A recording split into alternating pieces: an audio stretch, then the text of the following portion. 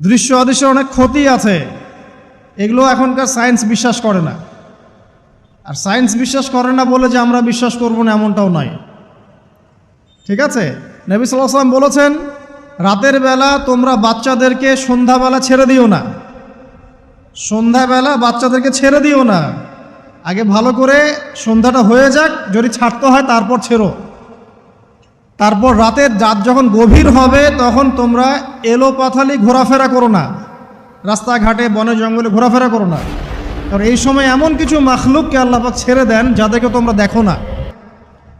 এখন বিজ্ঞান যে এটা প্রমাণ করতে পারে নাই, এটা কি বিজ্ঞানের ব্যর্থতা না ইসলামের ব্যর্থতা? যদি বৈজ্ঞানিকভাবে আপনি প্রমাণ করতে না পারেন তাহলে সেটার কোনো অস্তিত্ব নাই। এই কথাটাকে ডাহা মিথ্যা কথা। যদি মুমিন হতে চান তাহলে এই কথার উপরে এসে ইসলাম কবুল করতে হবে। যদি মুমিন মুসলিম হতে চান এই কনসেপ্টটার ঊর্ধ্বে এসে ইসলাম কবুল করতে হবে। আল্লাহ রব্বুল আলামিন এবং তার রাসূল যা বলেছেন সেটাই চূড়ান্ত সত্য, সেটা আমরা প্রমাণ করতে পারি বা না পারি, এটাকে অন্ধভাবেই বিশ্বাস করতে হবে। এটাই হচ্ছে একটা মৌলবাদী কনসেপ্ট। আর এভাবে ইসলামের মৌলিক বিষয়গুলোকে না মানলে কেউ মুসলিমই হবে না। কথা কি বুঝতে পারছেন? আচ্ছা, তিনি বলছেন রাতের বেলা এমন কিছু মাখলুক বের হয় যাদেরকে তোমরা দেখো না। দুষ্ট জিন বের হয়। কি বের হয়? জিন জাতি নাই পৃথিবীতে? আল্লাহ পাক সূরা জিন নামে একটা গোটা সূরা নাজিল করেছেন, করেন নাই? হাফেজ আছে না এখানে মানুষ? কুলু হিয়া ইলাইয়া আন্নাহু ইসতামা নাফারুম মিনাল জিন্নি ওয়া ক্বালু ইন্না সামি'না কুরআনান আজাবা। জিনদের একটা দল কোরআন শুনে বলেছিল যে আমরা অদ্ভুত আজব একটা কোরআন শুনেছি। তারপর তারা গিয়ে তাদের কওমের কাছে ইসলামের দাওয়াত দেয়, ওই কওম ইসলাম কবুল করে। এটা নবী সাল্লাল্লাহু আলাইহি ওয়াসাল্লামের জীবনের সেই সময়কার ঘটনা, যখন নবীজি তায়েফ থেকে ফিরে আসছেন, তায়েফবাসী তাকে অত্যাচার করলো, তিনি নাখলা উপত্যকায় এসে নামাজ পড়ছেন, ওই নামাজের কেরাত শুনে জিনরা ইসলাম কবুল করেছে।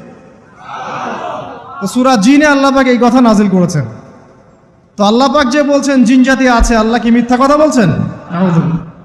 নাকি নাসা যখন বলে এলিয়েন আছে তখন ওইটা সত্য, আর আল্লাহ বলছেন জিন জাতি আছে এটা মিথ্যা?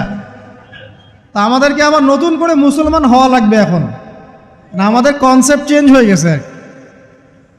আবার দেখেন আল্লাহ পাক বলছেন সূরা জারিয়াতের 56 নম্বর আয়াতে, ওয়ামা খালাকতুল জিন্না ওয়াল ইনসা ইল্লা লিয়াবুদুন, আমি জিন আর মানুষকে শুধু আমার ইবাদত করার জন্যই সৃষ্টি করেছে। তাহলে দুটো জাতি পাওয়া গেল, জিন এবং মানুষ। জিন কিসের তৈরি? আগুনের তৈরি। মানুষ কিসের তৈরি? কাদামাটি। ফেরেশতা কিসের তৈরি? নূরের তৈরি। তো এই যে সৃষ্টির বৈচিত্র্য, এটা কার সৃষ্টি? তো সেই আল্লাহ পাকের জ্ঞান সবচেয়ে বেশি না আমার জ্ঞান সবচেয়ে বেশি? সে আল্লাহর পক্ষ থেকে যখন কোরআন এবং হাদিস নাজিল হবে তা আমি অন্ধভাবে মানব না, নাকি আমি আল্লাহকে চ্যালেঞ্জ করবো ইবলিসের মতো? ইবলিস আল্লাহকে চ্যালেঞ্জ করছে না, খালাকতানি মিন নার ওয়া খালাকতাহু মিন তিন, আমি কেন আদমকে সেজদা করতে যাব? আমি কেন আদমকে সেজদা করতে যাব? আপনি আদমকে সৃষ্টি করেছেন মাটি দিয়ে, আমাকে সৃষ্টি করেছেন আগুন দিয়ে, তাহলে আমি আদমের চাইতে সুপিরিয়র, আমি আদমের চাইতে সেরা, তা আমি কেন ওকে সেজদা করতে যাব? তো ইবলিস আল্লাহকে চ্যালেঞ্জ করলো না? তো এখন আমরা যারা আল্লাহকে চ্যালেঞ্জ করছি, এখন এই বিশ্বে যারা আল্লাহকে চ্যালেঞ্জ করছে, কোরআনকে চ্যালেঞ্জ করছে, হাদিসকে চ্যালেঞ্জ করছে, এরা কি আল্লাহর অনুগত বান্দা না ইবলিসের এজেন্ট? এরা এই চ্যালেঞ্জিং ফিলোসফিটা পেল কোথা থেকে? ওই ইবলিস থেকে। ইবলিস থেকে এই ফিলোসফি এসেছে। আর ইবলিস তো এখনো মরে যায় নাই, মরে গেছে? বরং সে এখন প্রবীণ, বয়স্ক হয়ে গেছে, তার অভিজ্ঞতা এখন অনেক বেশি। তার অভিজ্ঞতা কি বেশি? দেখবেন ইবলিস সবার আগে আদম সন্তানের গা থেকে কাপড় খুলে ফেলেছিল, জানেন? আপনাকে দেখাচ্ছি, সূরা আরাফ পড়েন। সূরা আরাফের মধ্যে আল্লাহ পাক বলছেন, ইয়া বানি আদম, হে আদম সন্তান, লা ইয়াফতিনান্নাকুমুশ শাইতান, হে আদমের সন্তানরা তোমরা শুনে রাখো, শয়তান ইবলিস যেন তোমাদেরকে ফিতনায় ফেলতে না পারে। কে বলছেন? আল্লাহ। কিরকম ফিতনা? ইয়ানজিউ আনহুমা লিবাসাহুমা, যে ইবলিস তোমাদের বাবা মায়ের গা থেকে কাপড় খুলে ফেলেছিল। ইয়া বানি আদম লা ইয়াফতিনান্নাকুমুশ শাইতান কামা আখরাজা আবাওয়াইকুম মিনাল জান্নাহ ইয়ানজিউ আনহুমা লিবাসাহুমা, আল্লাহ পাক বলছেন, হে আদমের সন্তানরা, তোমরা সতর্ক থেকো, ইবলিস যেন তোমাদেরকে ফিতনায় ফেলতে না পারে, যেমন করে সে তোমাদের বাবা এবং মাকে জান্নাত থেকে বের করে দিয়েছিল এবং তাদের গায়ের কাপড় খুলে ফেলেছে। কখন কাপড় খুলে গেছে জানেন? যখন ওই যে গাছের কাছে তারা চলে গেলেন, ওই যে এই গাছের কাছে যেও না, ওয়ালা তাকরাবা হাদিহি শাজারা, তোমরা এই গাছের কাছে যেও না। যখনই তারা গাছের কাছে গেলেন, ফল খেলেন, সাথে সাথে গায়ের কাপড় খুলে পড়ে গেছে। এর আগ পর্যন্ত দুজন জানতেন না কার লজ্জাস্থান কেমন। এই ঘটনার পর একে অপরের লজ্জাস্থান উন্মুক্ত হয়ে যায়। তারপর তারা জান্নাতের পাতাগুলো ছিঁড়ে ছিঁড়ে লজ্জাস্থান ঢাকতে লাগলেন। তাহলে ইবলিস আমাদের পিতামাতাকে প্রতারিত করে ধোকায় ফেলে গা থেকে কাপড় খুলে ফেলেছে না? কথা কি বুঝতে পারছেন? এটাই আল্লাহ পাক বলছেন, তোমাদের কাপড় যেন তারা খুলতে না পারে, তোমাদেরকে যেন হে আদম সন্তান ইবলিস ফিতনায় ফেলতে না পারে। তাহলে এখন আপনি বলেন, এই বিংশ শতাব্দীতে এসে, একবিংশ শতাব্দীতে এসে যারা মুসলিমদের গা থেকে কাপড় খুলে ফেলতে চায়, এরা কার এজেন্ট? এরা কার এজেন্ডা বাস্তবায়ন করছে? প্রমাণ হিসেবে কি আমি নিজের মন করা কথা বললাম, না কোরআন থেকে দলিল দিলাম? কোন সূরা? সূরা আরাফ এর প্রথম 3টা পৃষ্ঠা পড়েন, ডিটেইলস লেখা আছে। আর আল্লাহ পাক বলেছেন, ওয়ালাকাদ ইয়াসসারনাল কুরআনা লিযিকরি ফাহাল মিন মুদ্দাকির, কোরআনকে আমি বোঝার জন্য একদম সহজ করেছি, যে কেউ কোরআন বুঝতে পারবে ইনশাআল্লাহ। খালি পড়ে দেখো, ফাহাল মিন মুদ্দাকির, কেউ কি আছো কোরআন উপলব্ধি করবে? তো কোরআন বুঝতে হবে স্বচ্ছ মন নিয়ে। বিরোধিতা করার মন নিয়ে যদি কোরআন বুঝতে যান তাহলে আপনি বিভ্রান্ত হয়ে যাবেন। স্বচ্ছ মন নিয়ে, একটা কলবুন সালিম নিয়ে, আত্মসমর্পণের নিয়াতে আপনাকে কোরআন বুঝতে হবে। দেখবেন আল্লাহ আপনাকে হেদায়েত দিবে ইনশাআল্লাহ। আল্লাহ পাক আমরা সবাইকে কোরআন বোঝার তৌফিক দান করুন। তো যেটা বলছিলাম প্রিয় ভাইয়েরা, রাতের বেলা এইসব প্রাণী বের হয়, নবী সাল্লাল্লাহু আলাইহি ওয়াসাল্লাম বলেছেন, অতএব আপনাদের বাচ্চা যারা আছে এদেরকে সন্ধ্যাবেলায় বাইরে ছেড়ে দিবেন না। এখন কিন্তু প্রচুর ঘটনা ঘটছে, প্রচুর জিনঘটিত ঘটনা ঘটছে, রুকিয়া করাতে হচ্ছে, জাদুটোনা করা হচ্ছে, বানটোনা করা হচ্ছে না? আর অনেক সময় আমরা মনে করি, এখন সায়েন্সের যুগ তো, মানুষ মনে করে এগুলোর কোনো ভিত্তি নাই মনে হয়। কোরআন বলছে জাদু সত্য। কে বলছে? কোরআন বলছে জাদু সত্য। কোন সূরা? সূরা বাকারা আয়াত নাম্বার 101। সূরা বাকারা আয়াত নাম্বার 101, 102 পড়ে দেখেন। ওয়াত্তাবাউ মা তাতলু শায়াতিন আলা মুলকি সুলাইমান, এই আয়াতটা পড়েন, বিশাল একটা আয়াত আছে। ওয়ামা কাফারা সুলাইমান ওয়ালাকিন্না শায়াতিন কাফারু ইউআল্লিমুনা আন-নাস সিহর। এই সিহর দিয়ে কি হতো? মা ইউফাররিকুনা বিহি বাইনাল মারই ওয়া যাওজি। সুলাইমান আলাইহিস সালামের সময় এই জাদুবিদ্যার প্রচলন ছড়িয়ে পড়ে। এই জাদু মানুষ শিখে কি করছিল? নারী পুরুষের মাঝখানে, স্বামী স্ত্রীর মাঝখানে বিভেদ সৃষ্টি করছিল। এখন দেখেন না, পরিবারের স্বামী স্ত্রীর বন্ধন ভেঙে যায় না? খুব ভালো সম্পর্ক, হঠাৎ করে সম্পর্ক খারাপ, কেউ কাউকে দেখতে পারে না, এমন হচ্ছে না? এই জাদুবিদ্যা সত্য। এবং এখনকার অনেক ভণ্ড যে কবিরাজগুলো বের হয়েছে, এরা জিনকে তাবে করে নিয়ে এই জিনদের মধ্য দিয়ে মানুষের মধ্যে জাদু ছড়িয়ে দিয়েছে, এবং এর ফলশ্রুতিতে বহু পরিবার ধ্বংস হয়ে যাচ্ছে। এই জাদুবিদ্যা সত্য। রাতের বেলা ঘুমানোর সময়ও আয়াতুল কুরসি তেলাওয়াত করতে হয়। এই হাদিসের রাবি হচ্ছেন আবু হুরায়রা রাদিয়াল্লাহু তাআলা আনহু, যাকে নবী সাল্লাল্লাহু আলাইহি ওয়াসাল্লাম গনিমতের মাল পাহারা দেওয়ার দায়িত্ব দিয়েছিলেন। তো প্রথম রাতে আবু হুরায়রা রাদিয়াল্লাহু আনহু লক্ষ্য করলেন যে মাল চুরি করার জন্য একজন এসেছে। তিনি চোরকে ধরলেন। চোর খুব অনুনয় বিনয় করল যে আমার অবস্থা খুব খারাপ, খুব দরিদ্র, আমাকে ছেড়ে দাও। আবু হুরায়রা রাদিয়াল্লাহু আনহু তাকে ছেড়ে দিলেন। পরের রাতে সেই চোর আরও একবার আসলো, তিনি আবার তাকে ধরলেন, আবারও ছেড়ে দিলেন। তৃতীয় রাতে তিনি তাকে ধরলেন এবং বললেন, এবার তোমাকে আমি ছাড়ব না। তখন সেই ব্যক্তি, বিখ্যাত সাহাবী আবু হুরায়রা রাদিয়াল্লাহু আনহুকে বলছেন যে আমি তোমাকে বিশেষ একটা আমল শিখিয়ে দিব, যে আমলটা করলে পরে রাতের বেলা শয়তান তোমার নিকটবর্তী হবে না। তো আবু হুরায়রা রাদিয়াল্লাহু আনহু বলছেন, কি সেই আমল, শিখিয়ে দাও। যদি শিখিয়ে দাও তাহলে ছেড়ে দেব তোমাকে। তখন সেই ব্যক্তি বলছে যে রাতের বেলা কেউ যদি আয়াতুল কুরসি তেলাওয়াত করে ঘুমানোর সময়, সেই ব্যক্তির ধার কাছেও শয়তান আসবে না ইনশাআল্লাহ, এবং আল্লাহ পাকের পক্ষ থেকে একজন ফেরেশতা তাকে পাহারা দিবে ইনশাআল্লাহ।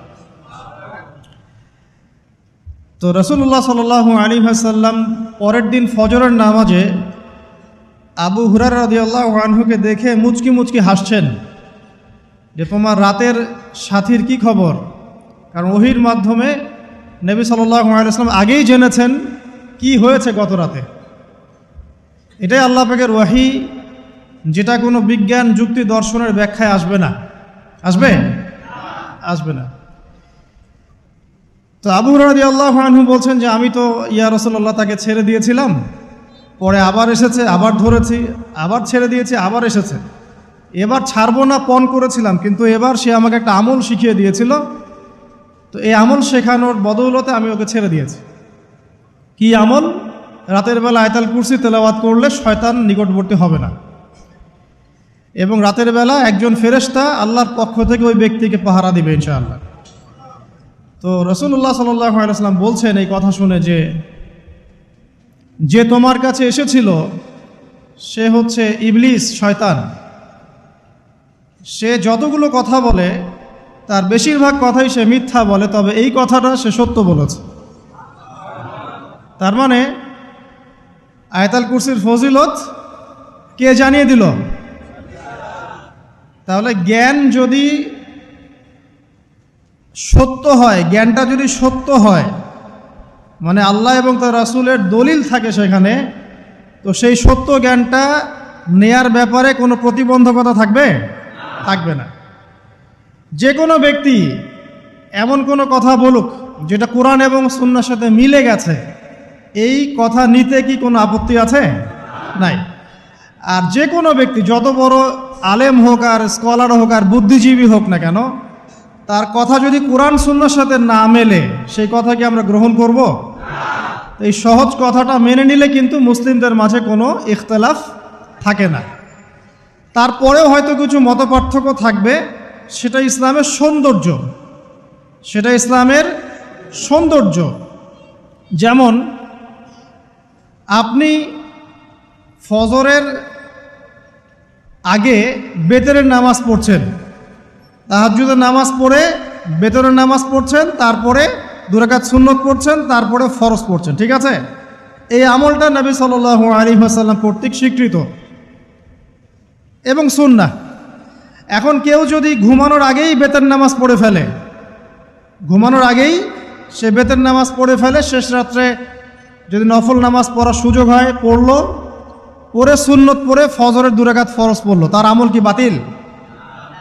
তো বেতরের নামাজ ঘুমানোর আগে পড়লেও চলে, শেষ রাত্রে পড়লেও চলে। ইসলামের এটা সৌন্দর্য না? সৌন্দর্য। মনে করেন যে আপনি জোহরের আগে, ফরজ নামাজের আগে 4 রাকাত সুন্নত পড়লেন, পড়েন না? আচ্ছা, এটা হাদিস থেকে প্রমাণিত তো? আচ্ছা, কেউ যদি 2 রাকাত সুন্নত পড়ে হবে না? হবে না? এটার হাদিস নাই? আছে। তাহলে এটা সৌন্দর্য না? এটা সৌন্দর্য। কখন এইটা আমল করলেন, কখন ওইটা আমল করলেন। আচ্ছা, এরকম বলতে গেলে রাত শেষ হয়ে যাবে আসলে। মানে অসংখ্য আমল আছে যেগুলো ইসলামের সৌন্দর্য। রাসূলুল্লাহ সাল্লাল্লাহু আলাইহি ওয়াসাল্লাম সাহাবা কেরামের যুগে এভাবেই সাহাবীরা আমল করেছে। আর এখন কি হয়েছে, আমরা ওই যে হাতির 7 কানার হাতি দেখার গল্প আছে না? কেউ বলেছে হাতি হচ্ছে খাম্বার মতো, কেউ বলেছে কুলার মতো, কেউ বলেছে হাতি হচ্ছে কি বলেন, এই যে কি সুচালু কিশোর মতো। আসলে পুরো হাতি সম্পর্কে এদের কারোই ধারণা ছিল না। আমাদের সমস্যা হচ্ছে আমরা ইসলামের অংশ বিশেষকে ফলো করি, এর বাইরে কিছু পেলে আমরা মনে করি সেটা আর ইসলামে নাই। তাই হয় না?